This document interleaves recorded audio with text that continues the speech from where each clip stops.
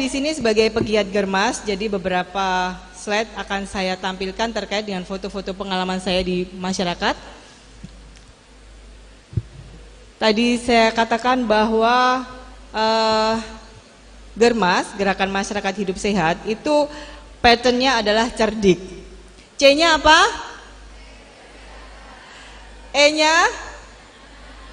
R-nya? D-nya? I-nya? K-nya?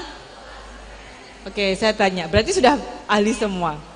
Sudah pintar semua. Sekarang saya tanya, dalam berapa bulan terakhir Bapak Ibu sejawat cek kesehatan?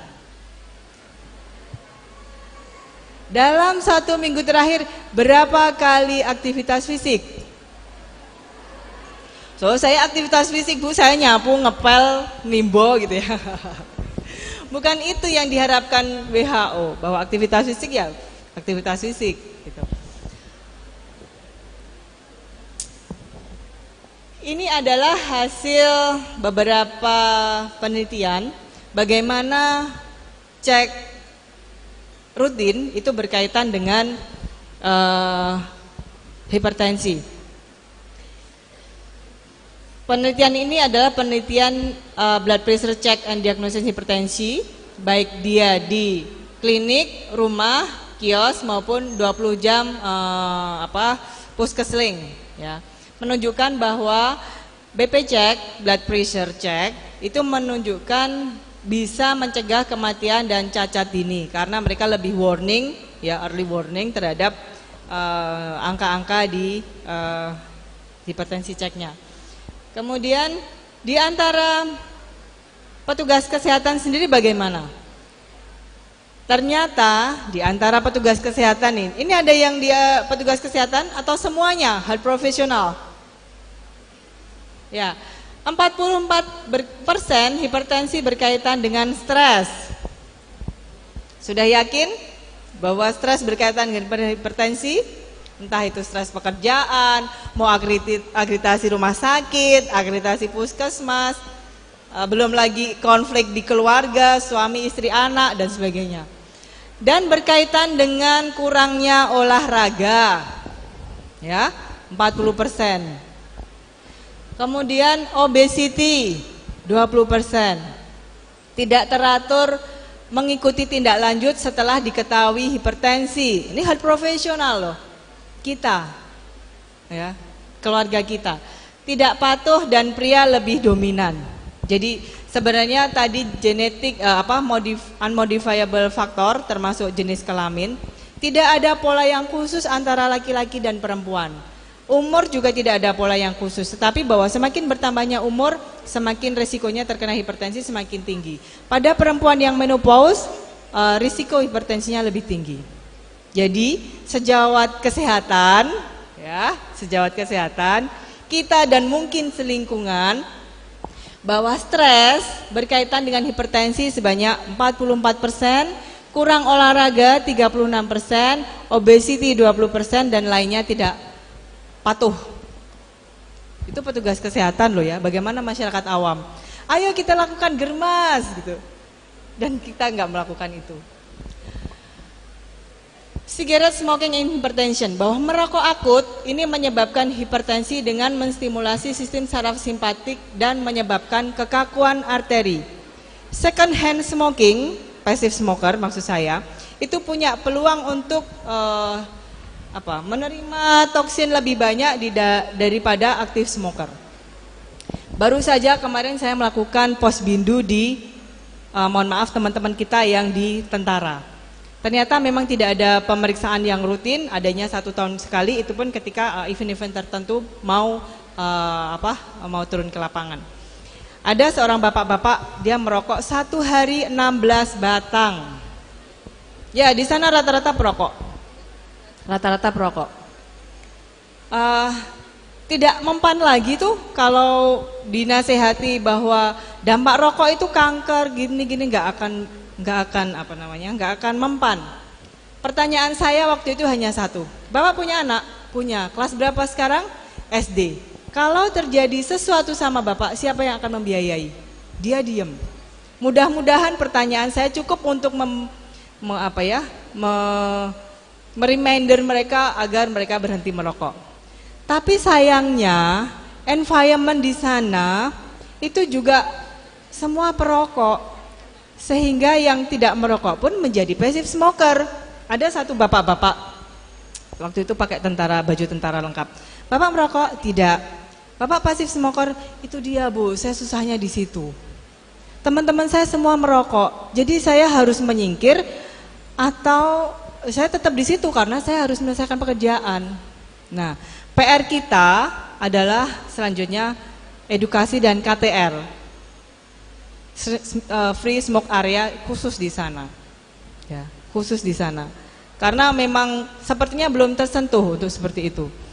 Yang paling muda pun, ya, yang Bintara Tamtama, saya tanya, merokok Dek? Merokok, satu hari berapa?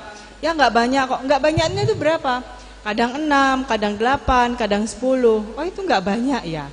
Saya pikir nggak banyak itu 1, 2. Ternyata hampir setengah, 3/4 bungkus. Nah, merokok itu menyebabkan kekakuan arteri. Jadi arteri yang harusnya elastis, dia menjadi tidak elastis karena toksin nikotinnya tadi dan sebagainya. Begitupun dengan bertambahnya usia, elastisitas pembuluh darah menjadi berkurang.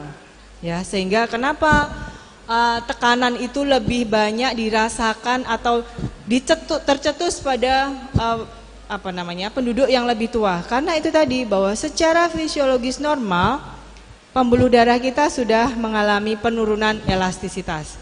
Jadi kalau mau training, mau sekolah lanjut, nah pas usia muda, sehingga tekanan-tekanan itu bisa diterima dengan baik oleh pembuluh darah dan tidak menyebabkan akibat lanjut. Kemudian, physical activity yang tinggi berkolerasi dengan blood pressure yang rendah. Sekali lagi bahwa yang diharapkan WHO, yang diadvisekan WHO itu bukan nyapu di rumah, isah-isah, gitu bukan ya. Tetapi benar-benar physical activity. Ya jogging pun itu dianggap sebagai aktivitas yang sedang oleh WHO. Jadi harapannya ya benar-benar aerobik gitu. Aerobik atau olahraga lain yang berat. Kemudian physical activity menurunkan risiko blood pressure dan komplikasinya sebanyak 50%. Jadi sangat bermakna. Tadi saya sependapat dengan Ibu Sri Mulyani.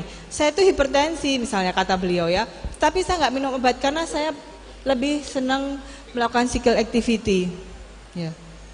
Jadi manjur apa yang dikatakan dokter atau public health lainnya bahwa aktivitas fisik itu bisa mencegah terjadinya hipertensi dan PTM lainnya. Dan olahraga 1 hari itu bisa melindungi tubuh kita dari kerusakan sel itu dalam 1 hari berikutnya. Olahraga 1 minggu bisa 1 minggu berikutnya, artinya 2 minggu, gitu ya. Dan kalau ada olahraga dengan target-target tertentu, ya berarti harus mencapai target yang tertentu pula. Kalau misalnya target penurunan berat badan, harus lebih prolong exercise misalnya, kemudian exercise-nya mencapai pada anaerob sistem gitu ya, dan sebagainya.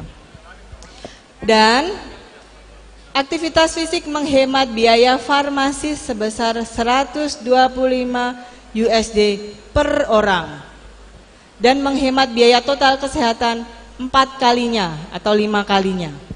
Jadi kalau kita kembali ke Germas, kembali ke physical activity, berapa triliun biaya pemerintah yang bisa dihemat? Ya, itu baru biaya total ekonomi makro. Berapa biaya yang bisa dihemat ekonomi mikro? Ekonomi mikro itu di tingkat rumah tangga, artinya tidak usah absen ke kantor, tidak usah beli obat, tidak usah beli tradisional, herbal, medicine misalnya dan sebagainya. Ya, bisa sangat dihemat. Ini adalah fakta yang dilakukan oleh Medical Center di Australia, di Saudi Arabia. Kemudian salt and hypertension. Apakah salt, garam, diet garam itu mereduksi dari hipertensi? Pada subjek yang muda, pola konsumsi garam yang tinggi, apalagi sekarang ya, fast food sudah mudah sekali dijangkau, tinggal gogo gitu ya, di seujung jari semua makanan udah ada di depan kita. Asupan garam memiliki efek pemrograman, jadi mereka akan cenderung tetap tinggi. Sehingga kita punya kewajiban kepada anak-anak kita untuk terus mengedukasi berasal dari rumah diri, di lingkungan rumah sendiri. Gimana caranya anak itu mau makan sayur, mau mengurangi yang salty food, atau karena memang menimbulkan adiksi, ya, menimbulkan adiksi. Subjek lansia, pasien obesitas lebih peka terhadap efek penurunan tekanan darah akibat penurunan asupan garam. Yang I-nya kemudian istirahat cukup. Saya tanya, berapa lama tidur rata-rata Bapak Ibu dan sejawat di sini per hari? 6, 8. Ya. WHO menganjurkan untuk usia 30 ke atas itu 7 jam per hari. Ya, sedangkan bayi, balita dan sebagainya lebih banyak lagi, bisa 12-14 jam. Kurang tidur dalam artian di sini 5 jam ya. Itu menyebabkan sedikit meningginya tensi sebesar 1,7 kali. Jadi kalau misalnya Bapak Ibu kurang tidur kemudian diukur tensinya, kemungkinan untuk menderita tingginya angka blood pressure itu 1,7 kali. Ya. Dan perempuan itu lebih sensitif 1,7 kali dibanding laki-laki yang 1,3. Jadi tidur lebih dan kurang itu berkorelasi dengan tekanan darah tinggi pada laki-laki dan perempuan. Ini kaitannya dengan gangguan tidur. Ada yang mengalami insomnia di sini? Nggak ada ya? Nggak ada. Tetapi perlu diketahui bahwa insomnia berkaitan dengan semua penyebab kematian, menurunnya kualitas hidup dan gangguan pencernaan. Dia lebih peka terhadap naiknya tekanan darah tinggi, lebih peka terhadap overweight karena indeks grelin-nya meningkat dan sebagainya. Stres, ya, stres. Di era sekarang ini nggak ada yang nggak stres, semua potensi stres itu lebih tinggi, tetapi bagaimana kita mengelolanya itu adalah perlu seni. General stress pada wanita dan laki-laki itu meningkatkan blood pressure sebanyak 1,3 kali dan berkontribusi 9% pada hipertensi. Sekarang banyak profesional muda. Ternyata pada profesional muda pun dia mempunyai risiko blood pressure tinggi karena psychological stress. Ya, mumpung muda nih, kemudian dia diberi pekerjaan yang banyak, tidak mengenal Sabtu Minggu gitu ya. Mental health relatif berkaitan dengan tingginya blood pressure. Dan sekarang kesehatan jiwa itu menjadi concern. Ya, kalau dulu kesehatan jiwa itu disembunyikan gitu, sekarang menjadi perhatian tersendiri, termasuk remaja. Ya, berapa persen remaja yang mengalami kelainan mental? 3 dari 10 remaja kita tuh mengalami kelainan mental. Nah, sekarang masuk ke Germas. Masih ingat tadi slogannya apa Germas? Cerdik. Apa itu C? E? R? D? I? K? Ya. Masukkan itu jadi list to do Bapak Ibu dan sejawat di sini semua. Tidak hanya dihafal, tetapi list to do. Saya nggak punya waktu, Bu. Saya sibuk sekali, berangkat pagi, pulang sore. Ya, kalau sejawat nggak ada waktu, pilih model olahraga yang bisa meningkatkan metabolisme rate. Contohnya apa itu? HITT, High Interval Intensive, HIIT, High Interval Intensive Training. Yang kayak apa itu? Ya, Anda bisa buka di YouTube ya, bahwa High Interval Intensive Training itu lebih memakan waktu lebih pendek, tetapi energi yang dibakar lebih banyak dan meningkatkan metabolisme rate. Contohnya squat jump, kemudian skipping, kemudian plank, climbing, ya, squat. Itu ada olahraga yang termasuk dalam gerakan HIIT. Waktunya pendek, tetapi dia bisa membakar lemak banyak dan meningkatkan metabolisme rate. Semakin kesini usianya, metabolisme rate-nya semakin sedikit, ya, semakin berkurang. Itu dia yang menyebabkan perubahan proses metabolisme. Ini germas saya di sekolah, ya, SD sudah saya ukur. Kenapa begitu? Karena prevalensi stunting di anak-anak itu tinggi akibat malnutrisi jangka panjang. 4 dari 10 balita stunting, 4 dari 10 remaja kita stunting. Dan ada keseimbangan positif, artinya anak-anak yang pendek itu ternyata dia overweight. Dan overweight akan jatuh pada obesity. Sementara dia sendiri sudah membawa blueprint malnutrisi di dalam masa kehamilan, itu dia sudah membawa blueprint bahwa dia akan cenderung terkena sindrom metabolik di long sequencesnya, di semua periode kehidupan. Jadi supaya yang stunting ini tidak overweight dan tidak obes, dia di edukasi untuk tetap mempunyai berat badan yang normal. Kemudian ini adalah termasuk kampanye germas. Saya ada di daerah sebelah sini, ya. Nah, hasilnya pada saat itu dilakukan di sekitar bulan Desember tanggal 14, staf kepresidenan, Dinkes dan Poltekkes. Hasilnya bahwa 43% itu overweight dan obes yang datang ke konseling.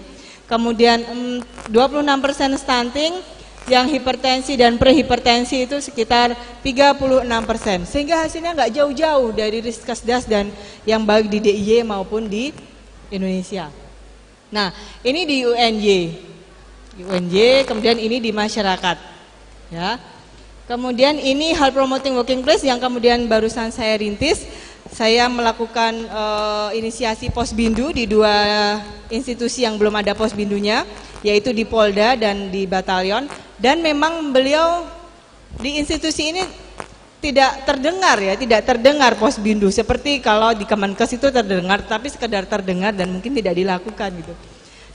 Di sini adalah teman-teman dari Batalion, kemudian di daerah sini ini adalah teman-teman dari Dokes Polda, dan antusias sekali.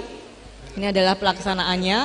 Ini kolaborasi waktu itu, ini adalah dokter Batalion dan ini adalah dokter Polda. Kami melakukan itu, kami ada di antaranya dan kami melakukannya itu sendiri.